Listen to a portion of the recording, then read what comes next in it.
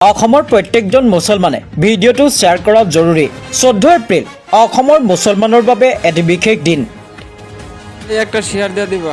এজন আল্লাহৰ অলিৰ খাতিৰত ভিডিঅ'টো বিয়পাই দিয়ক সমাজত। 14 এপ্ৰিলত এজন আল্লাহৰ অলিক সন্মান জনোৱা হ'ব।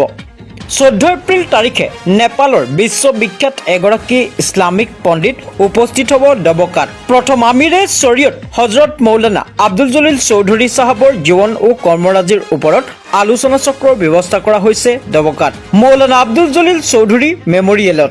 ভাৰতেৰ আমিৰে শৰীয়ত মৰহুম আব্দুল জলিল চৌধুৰী আব্দুল জলিল চৌধুৰী ৰহমতুল্লাহ আলাইহিৰ জীৱন আদৰ্শৰ ওপৰত বিস্তৃতভাৱে আলোচনাৰ কাৰণে যিখন সভা অনুষ্ঠিত কৰা হ'ব, সেই সভালৈ আমি উত্তৰ ভাৰত নদাতুত আমিৰ সমূহ কৰ্মবিন্দুৰ পৰা আৰু আমাৰ ইয়াৰ যিখিনি সচেতন ৰাইজ আছে, ধৰ্মপ্ৰাণ ৰাইজ আছে,